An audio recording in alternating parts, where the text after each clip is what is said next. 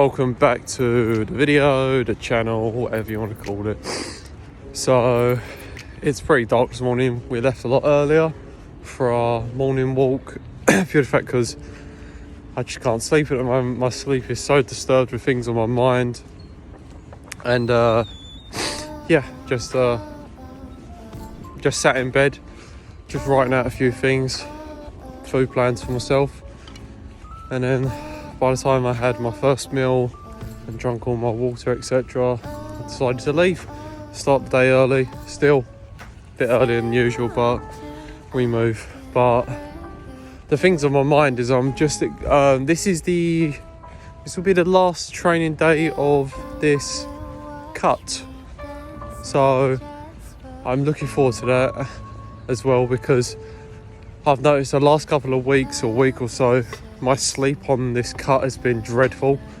I'm waking up 2-3 hours before my alarm's scheduled to go off. My gym performances are slowly creeping down. It's been I can't remember last time I was in a Sir Calorie Plus, because I had like a shoulder injury and everything since about 2020. Shoulder injury, calorie deficit. I haven't been, like I said, in a surplus in a long time. So start of this Sunday coming up, it will be up from here in terms of food intake. Will be going up, obviously body weight creep up, you know, everything's going to start creeping up, and it's just going to still be a mental challenge because all I know is to be what I am, if that makes sense. So I'm excited and nervous, but I think I'd like to think I know what I'm doing when it comes to this stuff. I'd like to think so. I don't want to sound big-headed. I don't want to sound like I don't know anything. But yeah, so today's the last workout of cutting, which is a pull workout, and it's back and hamstrings today, but building around the deadlift. So it's going to be a struggle, but I'm going to embrace it for what it is, being the last day of cutting. And yeah, hope everyone is well.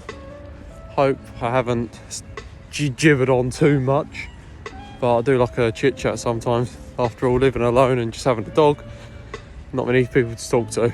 So whoever's behind this camera, I'm talking to you. And that's how dark it's got now, because the lights are fucking disappearing.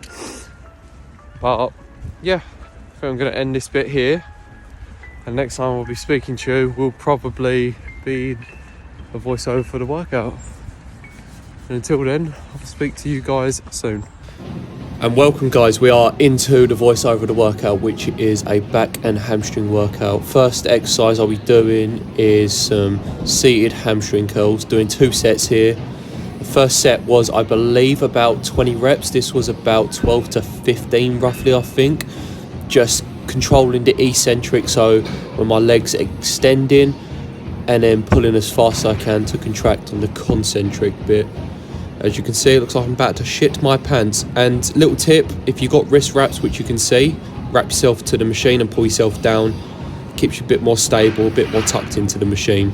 But no, these felt nice, and I feel like I needed a bit of blood into the hamstrings before I start some of the compound movements. And then onto a back, oh, look, a little jiggle of the bum. I didn't realise I left that in. But doing some quote-unquote assisted pull-ups. This is more of a narrow grip, so targeting more lower down the lats. Like the last time you saw me do these assisted pull-ups was a wider grip to target that upper back more. This was more of a narrow grip, so more lower lats we are targeting. Because obviously doing deadlifts, the lats are going to be under a bit of tension, so I want to just get a bit of blood in there. And yeah, these are so much harder than people think and realise, because it's so strict, but these are so good for someone who's not good at pull-ups like myself. But if you are good at pull-ups, I challenge you to do an exercise like that too. And then off onto the deadlifts. So this was for 2 sets. I was feeling like a bag of shit, as you saw at the beginning of the video. So I did 2 sets of deadlifts, just having that little bounce at the bottom. It looks so much more exaggerated, but trust me, it was just a little tap and go. This is what I kind of call these sets, tap and goes. So controlling it on the way down and pulling up and hips forward. Coming down, hips slightly back, coming up, hips slightly forward. So I was doing this 2 sets, and the rep range was between 8 to 10 reps. So the first set was, I think, 10 reps, and that was about 8, I think. And then went on to some Smith machine, like snatch grip, like RDLs, Romanian deadlifts. Mainly focusing on tempo, so coming down slow and then pulling on the way up. Slow pull, slow release. Doing the snatch grip, it's just training myself to be at different angles, which I'm going to incorporate more in the off season. Doing some conventional like close grip and then wide grip, just target those traps, upper back, lats, just hitting all in the above. Might as well make the most of it and see how my physique looks when it comes to the next cutting phase, because that's what it's all about, isn't it? Bodybuilding, not body subtracting. But no, these felt quite nice. 2 sets, like I said, and it was about 10 reps. And I wasn't really focusing on about shifting so much weight as focusing on that tempo, as you can see, because you can make a lightweight very hard, and I think people kind of forget that. You can build some density through that shit. Then on to a actual back exercise, more for thickness. So doing some rows. So this was the second set I filmed, and it was out of 3 sets. The first set was about 20 reps. This was about 12 to 15 reps, I believe. Yeah, keeping that core tight, letting those shoulders drop down and just squeezing with that scapula. Just squeezing that whole back, essentially. Do you know what I mean? Does that make sense, guys? Just squeezing that whole fucking back. And then the last exercise of the day was some barbell pullovers. It's an old school exercise and it works for me.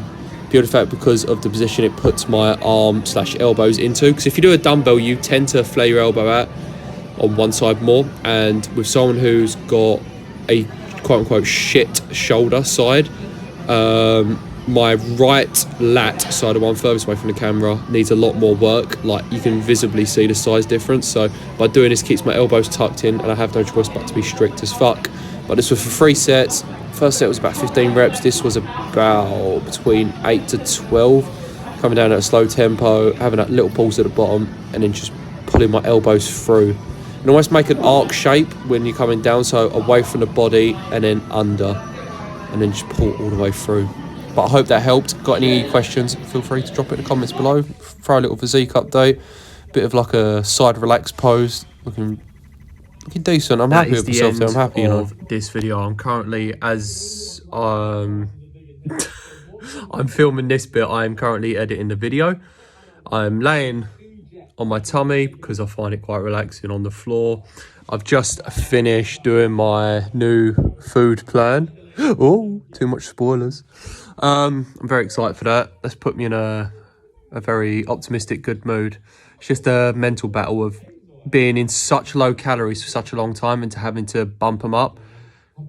It's just overthinking it in your head, and that's what happens when you like. It's like when you're in a bulk for so long, and it's time to pull back on your calories. You're worried that you're gonna almost like lose too much or lose everything, but in reality you won't. So that's what I have to tell myself with bumping up my calories. I'm not gonna get out of shape straight away, do you know what I mean? I've got all the principles in place. That's how I have to remember. I've got my daily activities in terms of my working out, my dog walking, which is a lot of fucking hours dedicated to that. So I'm just excited and interested to see where my body ends up in time. And I'm going to make a video tomorrow, which will be a Friday for myself and you, breaking down step by step. And yeah, until then, I'll speak to you tomorrow.